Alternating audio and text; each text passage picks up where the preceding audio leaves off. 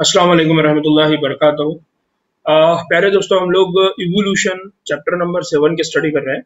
अब तक हम लोगों ने इस चैप्टर के अंदर सबसे पहले इसका इंट्रोडक्शन देखा कि इवोल्यूशन का जो बैकग्राउंड है, इवोल्यूशन का जो कंसेप्ट है वो क्या है। तो हमने लास्ट लेक्चर में ये बात किए थे कि इवोल्यूशन का एक बेसिक जो मीनिंग है वो है कि स्टेप वाइज, यानी दर्जे बदर्जे चेंजेस आना और वो चेंजेस हमेशा बाकी रहना, इसको कहा जाता है इवोल्यूशन।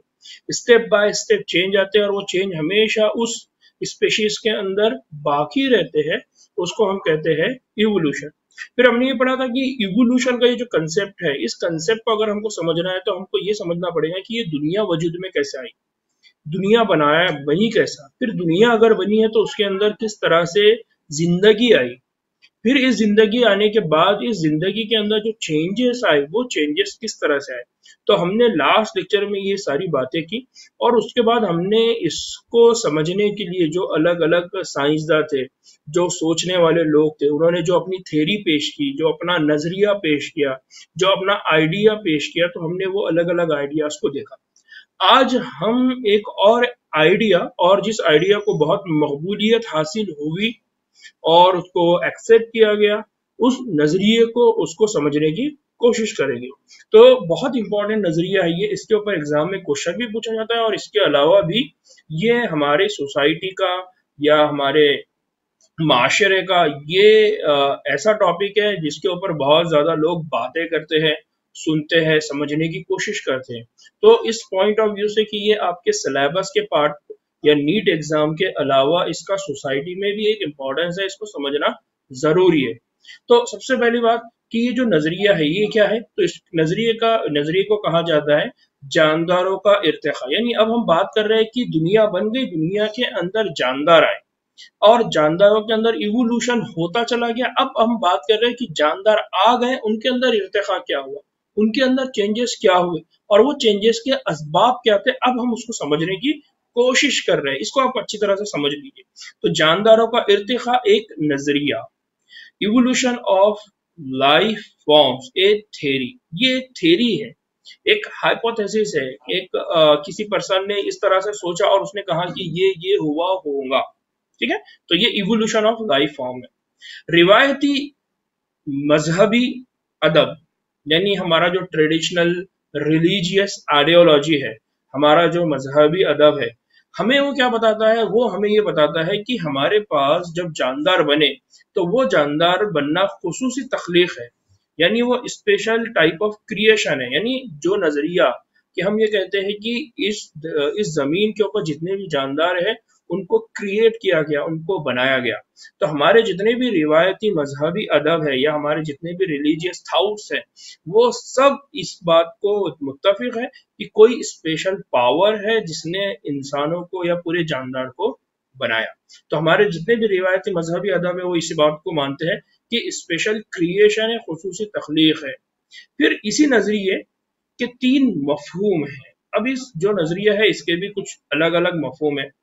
पहला जो मफहूम अख्ज़ किया जाता है या जो बनाया जाता है ये कि वो तमाम उज़वे, यानी वो तमाम जानदार, अनवा या टाइप्स, जितने भी जानदार इस जमीन पर है वो सब जिन्हें आज हम देखते हैं ऐसे ही पैदा किए गए थे। ये बहुत इंपॉर्टेंट चीज है कि यहाँ पर ये कंसेप्ट को लाया गया कि जितने भी जानदार हैं, यानी रिवायती मजहबी अदब के अंदर या रिलीजियस थाउट्स के अंदर इस बात को समझा जाता है कि जितने भी अनवा है, जितने भी टाइप्स है, वो ऐसे ही क्रिएट किए गए।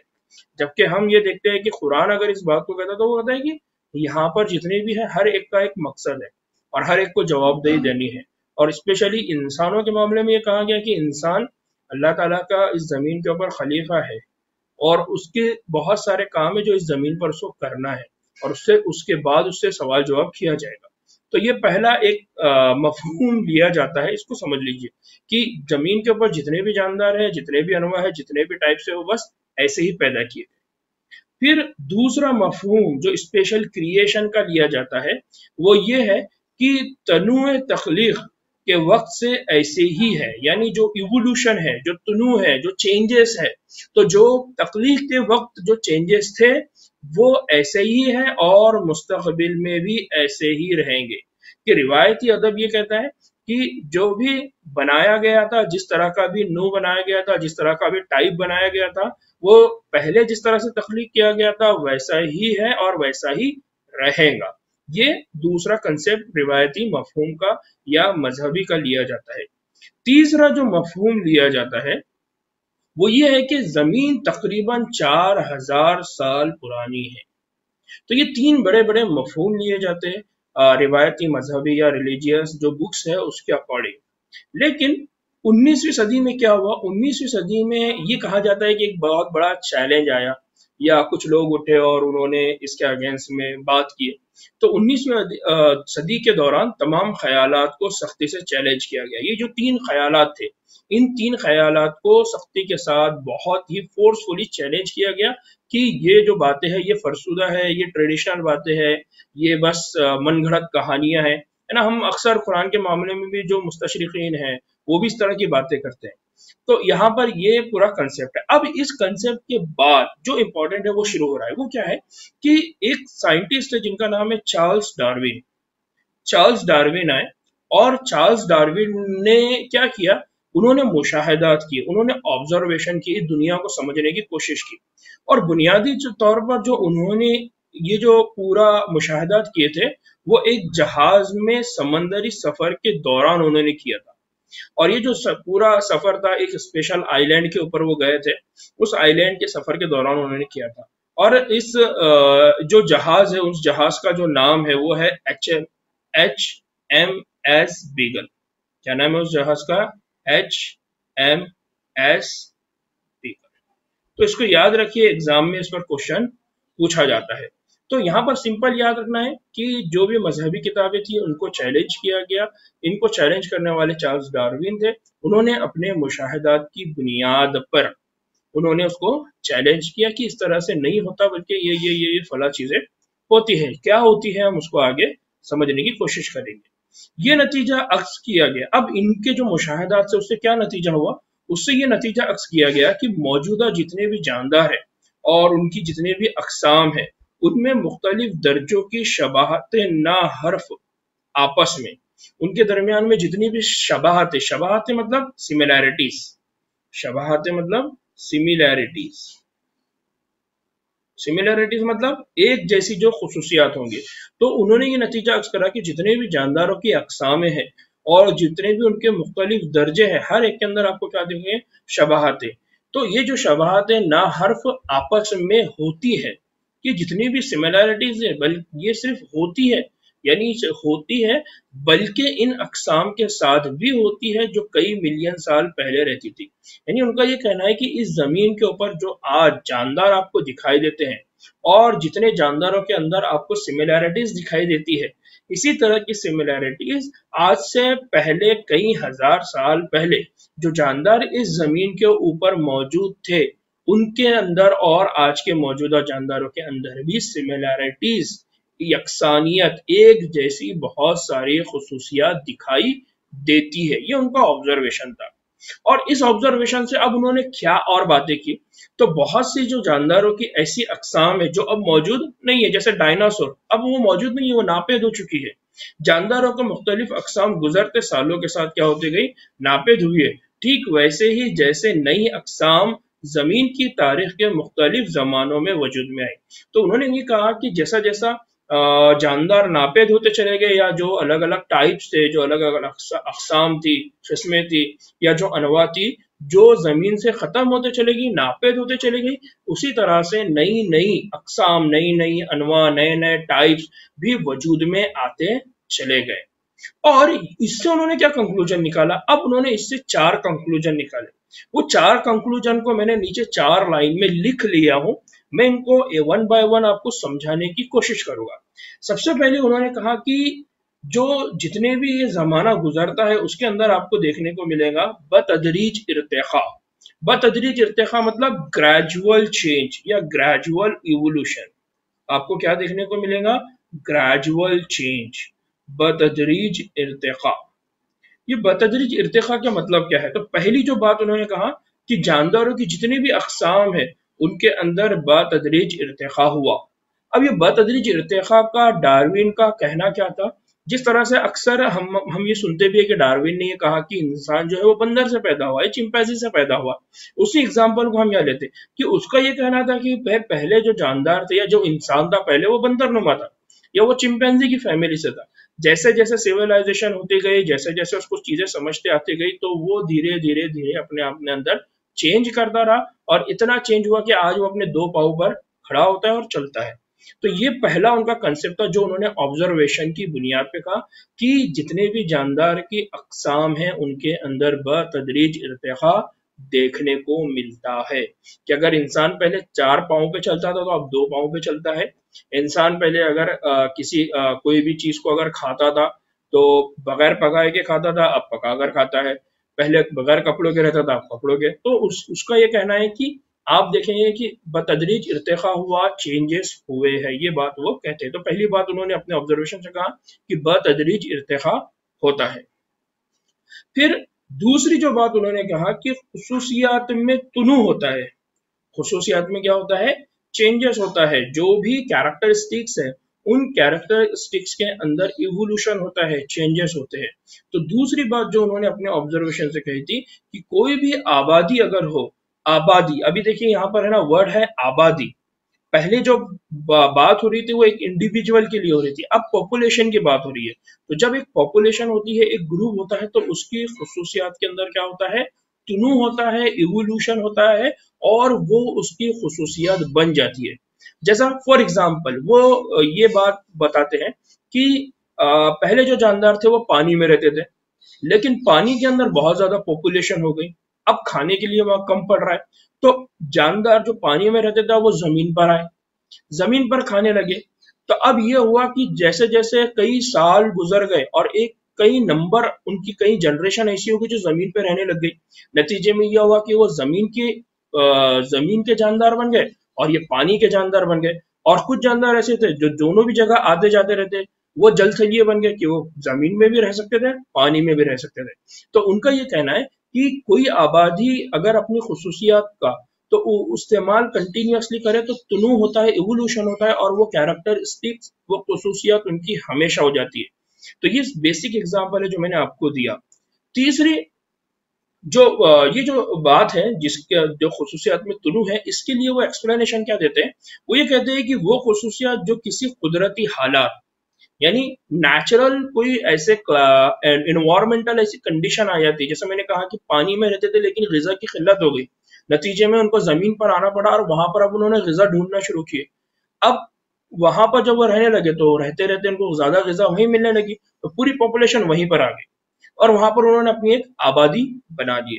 तो वो खुसूसियात जो किसी कुदरती हालात यानी आबो हवा, ग़िज़ा या तबई अनासिर वगैरह में बेहतर तौर पर जिंदा रहने का अहल बना, यानी पानी में रहने के लिए उनको मुश्किलात जा रही थी, क्योंकि ग़िज़ा कम थी, लेकिन जमीन पर जब वो चले गए तो उनको ज्यादा आसानी से खाने के लिए मिल रहा है, इसलिए वो पूरी तरह से उस साइड में क्या हो गए, शिफ्ट हो गए। अब वो एक अलग जनरेशन हो गई, पानी वाले अलग और वो जमीन वाले अलग। तो यहाँ पर कि कुदरती हालात इस तरह से बनेंगे कि वो एक अलग जनरेशन बनना या एक अलग खुसूसियात के हामिल आबादी बनना शुरू हो जाएगी। फिर उनके मुकाबले में ज्यादा तेजी से बढ़ते हैं और जिन्हें ऐसे कुदरती हालात में जिंदा रहने में कदरे दुश्वारी हो। अब क्या होता है कि जब फॉर एग्जाम्पल पानी वाले जानदार और जमीन वाले जानदार, अब ये दो अलग अलग ग्रोह बन गए या खानदान बन गए। अब जमीन वाले पानी में जाके नहीं रह सकते क्योंकि वो हालात उनके लिए साजगार नहीं है, वो उनके लिए सुटेबल नहीं है। अब उनकी वहां क्या हो सकती है, डेथ। और जो पानी वाले हैं वो जमीन पे जाके नहीं रह सकते क्योंकि वो हालात उनके लिए साजगार नहीं है। तो नतीजे में क्या हुआ कि अब दो अलग अनवा बन गई, दो अलग अकसाम बन गई, पानी वाली और जमीन वाली। तो ये है कि पानी वालों के लिए जमीन का जो इन्वायरमेंट है वो दुश्वार है और जमीन वालों के लिए पानी वाला इन्वायरमेंट अब क्या हो गया, दुश्वार हो गया। इस तरह से वो कहते हैं कि उन्होंने अपनी खुसूसियात को, अपनी तनू को, अपने अंदर के नए कैरेक्टरिस्टिक्स को तुनू दिया, इवोल्यूशन किया, चेंज किया। नतीजे में वो उस जगह पर जाके अपने आप को सरवाइव करने में, अपने आप को जिंदा रखने में कामयाब हो सके। तो ये दूसरी बात वो कहते हैं कि खुसूसियात में क्या होता है, तुनू होता है। फिर तीसरी बात जो होता है वो ये है कि ये जितनी भी बातें हैं उनको हम अगर दूसरे लफ्ज के अंदर कहें तो वो ये है कि इन अफराद या आबादी की मौजूनियत यानी फिटनेस है।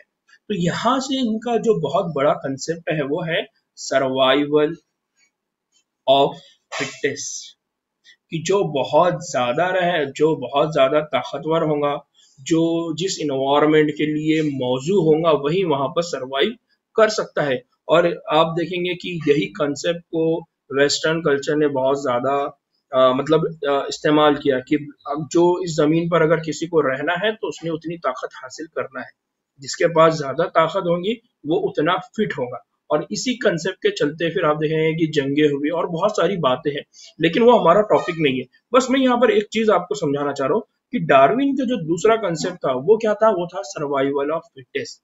खुसूसियात में तनु जब होगा तो खुसूसियात में तनु का जो दूसरा बड़ा फायदा होगा वो होगा मौजूनियत, सर्वाइवल ऑफ फिटेस्ट। और ये जो सर्वाइवल ऑफ फिटेस्ट है या ये जो मौजूनियत है, इस मौजूनियत को भी डार्विन अपने लफ्ज में क्या कहता है कि डार्विन के बमुआजिब यानी डार्विन के हिसाब से, डार्विन के अकॉर्डिंग, डार्विन जिस चीज को मौजूनियत कहता है वो मौजूनियत क्या है, वो मौजूनियत है तौलीदी मौजूनियत। वो कौन सी मौजूनियत है, तौलीदी मौजूनियत। यानी कि जो जानदार जमीन पर आ गए, यानी पानी में जो जानदार थे उनको ग़िज़ा की कमी हुई, नतीजे में वो जमीन पर आके जमीन में रहने लगे। लेकिन जमीन के इन्वायरमेंट में शुरुआत में तो ये हुआ होगा कि वहां के टेम्परेचर की वजह से या वहां की हवाओं की वजह से या फिर वहां के बारिश की वजह से उनमें से बहुत सारे मर गए होंगे। लेकिन कुछ ऐसे होंगे जो बहुत मौजू होंगे, जो बहुत फिट होंगे, वो वहां पर सरवाइव कर गए। अब जब सरवाइव कर गए तो फिर उनके दरमियान में फिर तौलीदी अमल होगा, रिप्रोडक्शन का प्रोसेस होगा, नतीजे में उनके बच्चे आएंगे और वो बच्चे वो रहेंगे जो उस इन्वायरमेंट के हिसाब से बहुत ज्यादा फिट होंगे। तो ये कहता है कि अगर इस तरह का अमल होता है तो इसका मतलब ये है कि वो तौलीदी मौजूनियत है, कि वो रिप्रोडक्टिव फिटनेस है उनका। तो रिप्रोडक्टिव फिटनेस है मतलब उनकी मौजूनियत जिस एतबार से है वो रिप्रोडक्टिव एतबार से है। इसमें और भी बहुत सारी डार्विन के एग्जाम्पल्स है, बहुत सारे बातें हैं, लेकिन वो हमारा टॉपिक नहीं तो मैं उसको समझाता। बस आपको दो यहाँ पर तीन बातें आपको तीन बातें आपको याद रखना है। पहली कि बतदरीज इर्तिका की बात डार्विन ने की, दूसरी खुसूसियात में तुनू की बात डार्विन ने की, तीसरी कि उसने मौजूनियत की बात की, मौजूनियत में भी उसके हिसाब से तौलीदी मौजूनियत था ना। बस अब वो एक बात और कहते हैं कि बस वो जो एक माहौल की निस्बत बस वो जो एक माहौल की निस्बत से ज्यादा मौजू होते हैं, दूसरे के मुकाबले में ज्यादा नस्लें छोड़ते हैं। तो वो जो इन्वायरमेंट है, यानी अगर जमीन के इन्वायरमेंट की बात करो या पानी के इन्वायरमेंट की बात करो, जमीन के ऊपर उन्हीं की जनरेशन बाकी रहेंगी जो उस इन्वायरमेंट के अंदर फिट है, अपने आप को बाकी रख सकते हैं, अपने आप को बचा सकते हैं। तो वो जो मौजू है वही सरवाइव करेंगे और वो जो दूसरे हैं जिनके लिए वो एनवायरनमेंट मौजू नहीं है या वो जो ताकतवर नहीं है, वो उस जमीन से, उस जगह से क्या हो जाएंगे, खत्म हो जाएंगे। तो ये दूसरा था। इसलिए ज्यादा जिंदा रहेंगे, इसलिए ये ज्यादा जिंदा रहेंगे और कुदरत के जरिए मुंतखब कर लिए जाएंगे। अब जो पॉपुलेशन बच गई, जो ताकतवर थी, जो धीरे धीरे अब वहां पर सरवाइव करने लगी, तो अब कुछ दिनों के बाद ये होगा कि वो इन्वायरमेंट उनके लिए सुटेबल हो गया। उस इन्वायरमेंट में वो रह सकते हैं, उतने हाई टेम्परेचर में वो रह सकते हैं। अगर टेम्परेचर लो हो गया तब भी वो रह सकते हैं, तूफान चल रहा है, बारिश जोर की आ रही है, आंधी भी आ रही है, लेकिन फिर भी वो अगर वहां जिंदा रह सकते हैं। तो अब इसका मतलब ये है कि नेचर ने, कुदरत ने इनको मुंतखब कर लिया। अब ये एक स्पेशल स्पेशीज है जिसके ऊपर कुदरत का कोई अटैक नहीं होगा, उनको कोई नुकसान नहीं होगा। और अब पानी वाले जानदारों से ये जानदार अलग हो गए। अब ये जानदार जमीनी जानदार हो गए और वो जानदार पानी वाले जानदार हो गए। तो जब ये इंतखाब होता है, जब ये मुंतखब होते हैं, तो इसने इस प्रोसेस को, इस अमल को कुदरती इंतखाब या नेचुरल सिलेक्शन कहा। उसने इसको क्या कहा, नेचुरल सिलेक्शन। और इसने इस नेचुरल सिलेक्शन को इर्तिखा का एक मैकेनिज्म तस्वूर किया। जैसा फॉर एग्जांपल आपके पास अगर कोई कंपनी है आपकी और आप कोई प्रोडक्ट बनाते हैं, फॉर एग्जांपल आप लस्सी बनाते हैं या फॉर एग्जांपल आप ब्रेड बनाते हैं, या आप कोई अचार बनाते हैं, या आप गाड़ी बनाते हैं, व्हीकल बनाते हैं, तो आप क्या करेंगे, आपके पास एक मैकेनिज्म रहेगा, उस मैकेनिज्म के हिसाब से ही आप उस प्रोडक्ट को जज करेंगे और उसको मार्केट में लॉन्च करेंगे। अगर उस मैकेनिज्म में अगर वो फिट नहीं होता तो आप उसको हटा देंगे। लस्सी टेस्ट खराब हो गया, आपने हटा दिया। अचार, उसकी स्मेल खराब हो गई, आपने हटा दिया। गाड़ी गाड़ी का इंजन एवरेज नहीं दे रहा है, या पेट्रोल यूज नहीं कर रहा, या गाड़ी वक्त पर चालू नहीं हो रही, तो आपने उस गाड़ी को हटा दिया कि ये खराब है, आप हटा दो इसको, ये फिट नहीं है, ये सुटेबल नहीं है, ये सरवाइव नहीं करेंगे मार्केट के अंदर, इसको हटा दो। तो इसी तरह से ये कहता है कि ये जो नेचुरल सिलेक्शन है, ये नेचुरल सिलेक्शन असल में एक मैकेनिज्म है जो डिसाइड करेगा कि इस जमीन के ऊपर कौन रहेगा। और ये नेचुरल मैकेनिज्म डिसाइड करेगा कि उस लोकेशन के हिसाब से या इस जमीन के इन्वायरमेंट के हिसाब से कौन सा जानदार मौजू है और कौन सा जानदार मौजू नहीं है। जैसे डायनासोर, डायनासोर के मामले में इनका कहना ये है कि वो इसलिए नापेद हो गए क्योंकि आज का जो इन्वायरमेंट है वो इन्वायरमेंट उन डायनासोर के लिए मुनासिब नहीं था। नतीजे में जैसा जैसा वक्त गुजरता गया वो जमीन से क्या हो गए, नापेद हो गए। और जो इस इन्वायरमेंट के हिसाब से सुइटेबल थे, मौजूद थे, फिट थे, वो इस इन्वायरमेंट को बर्दाश्त कर सकते थे, वो इस जमीन पर बाकी रह गए। तो ये जो पूरा प्रोसेस है, इस प्रोसेस को नेचुरल सिलेक्शन, कुदरती इंतखाब का मैकेनिज्म कहा जाता है। तो डार्विन का जो असल कंसेप्ट है वो 4 पॉइंट्स है जो मैंने आपको बताया, उन 4 पॉइंट्स को आपको याद रखना है। और इन चारों में जो सबसे इंपॉर्टेंट चीज है उसको आपको याद रखना है, वो है नेचुरल सिलेक्शन। डार्विन हमेशा जिस मैकेनिज्म की बात करता है वो है नेचुरल सिलेक्शन की इंतखाब जो होता है वो कुदरत करती है। ठीक है। फिर एक और इम्पॉर्टेंट चीज है कि हम एक और चीज हमने देखना चाहिए कि डार्विन के जो कंसेप्ट है, इस कंसेप्ट के हिसाब से कुछ और भी साइंटिस्ट थे क्या जो इस तरह से सोचते थे। अगर वो सोचते थे इसका मतलब डार्विन अपने कंसेप्ट के अंदर थोड़ा थोड़ा सच्चा साबित हो। तो इस तरह से एक और साइंटिस्ट थे और उनको कहा जाता है माहिर फितरत। ठीक है। ये जो साइंटिस्ट थे इनका नाम था अल्फ्रेड वेल्सेस। अल्फ्रेड वेल्सेस या अल्फ्रेड वेल्लॉक, इनको नाम किया जाता है अल्फ्रेड वेल्लॉक। तो यहाँ पर जो इस ट्रांसलेशन किया गया वो वेल्सेस है, लेकिन अगर आप इंग्लिश लिटरेचर में देखेंगे तो अल्फ्रेड वेल्लॉक इनका नाम दिया जाता है। तो इसने क्या किया, इसने मलाया आर्कीपेलागो, क्या नाम है, मलाया आर्कियोपेलागो, मलाया आर्कियोपेलागो, ये एक आइलैंड है। आइलैंड, आइलैंड मतलब जजीरा। ये दिख रहा है, ये जो मैंने फोटो ऐड की, तो ये साइंटिस्ट है अल्फ्रेड वेल्लॉक, और ये जजीरा है जहां पर वो रहते। देखिए कितना खूबसूरत ये जजीरा है। इतने खूबसूरत जजीरे पे कोई भी इंसान चाहेगा कि यार मैं रिसर्च करूं। ठीक है। तो इनके लिए कोई मतलब बहुत अगर हमारे जैसे भी इंसान को अगर ऐसा कोई प्लेस दे दिए कि भाई आप जाइए और रिसर्च करिए, तो शायद मैं भी वहां चला जाऊं। तो सोचिए, तो अल्फ्रेड वेल्लेस वहां पर रहे और उन्होंने इस आइलैंड के जजीरे के ऊपर ऑब्जर्वेशन किया, इन्होंने रिसर्च किया, और तकरीबन इसी वक्त में इससे मिलते जुलते नताइज उन्होंने क्या किए, अक्स किए।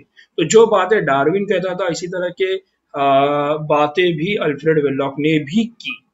इसी दौरान बज़ाहिर नए उज़ूयों की पहचान, बज़ाहिर उन्होंने क्या नए उज़ूयों की पहचान हुई। जिंदगी की तमाम मौजूदा अक़साम में शबाहतें मौजूद हैं और इनके अजदाद एक है।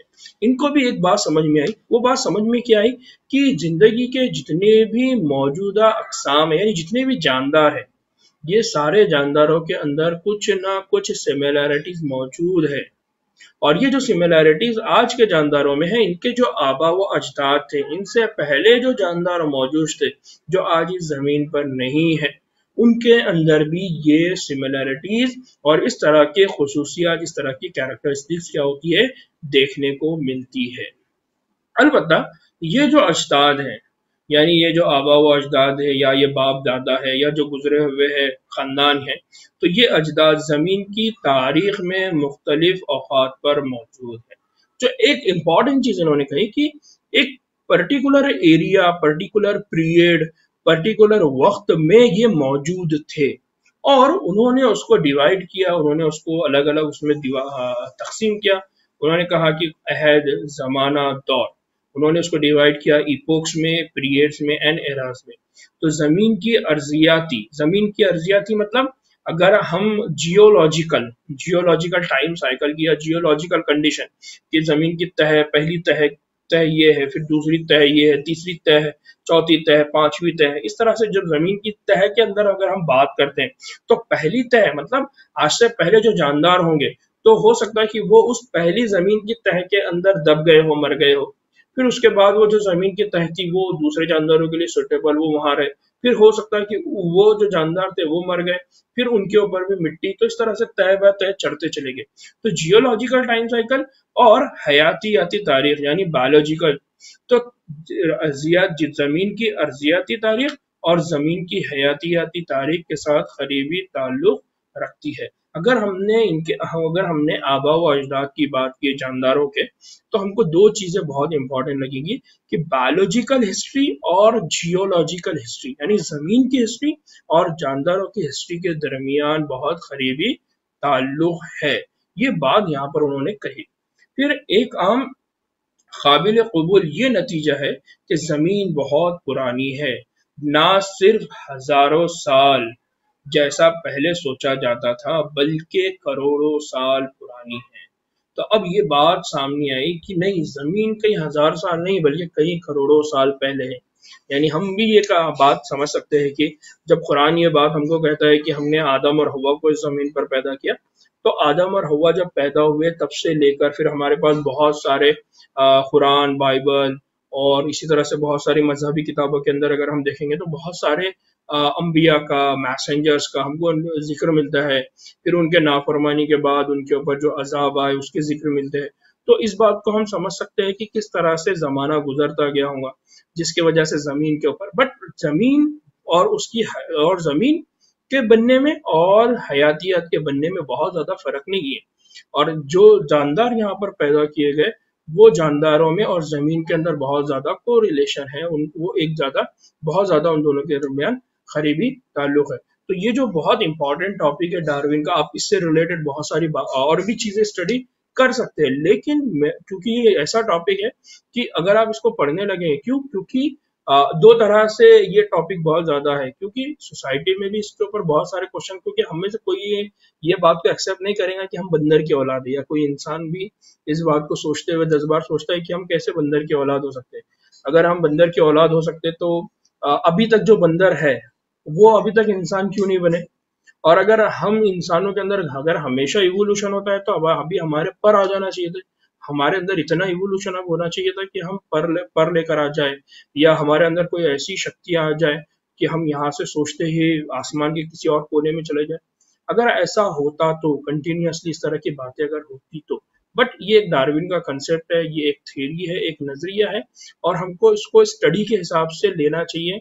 हमने इसको नीट एग्जाम के अकॉर्डिंग लेना चाहिए और इसको समझने की अच्छे से कोशिश करना चाहिए। और अगर किसी के माइंड में इस तरह के गलत मतलब इस तरह के ख्यालात है, या अगर वो इस चीज़ को सही समझता है तो हमने कोशिश करना चाहिए कि उसके कंसेप्ट को दूर किया जाए, क्योंकि ये हमारा ईमानी तकाजा भी है। और अगर कुछ लोग स्टडी करना चाहते हैं तो उस पर स्टडी भी करना चाहिए। ठीक है, जज़ाकल्लाह। इंशाअल्लाह हमारे नेक्स्ट लेक्चर में फिर मुलाकात होगी। अस्सलाम वालेकुम रहमतुल्लाहि व बरकातहू।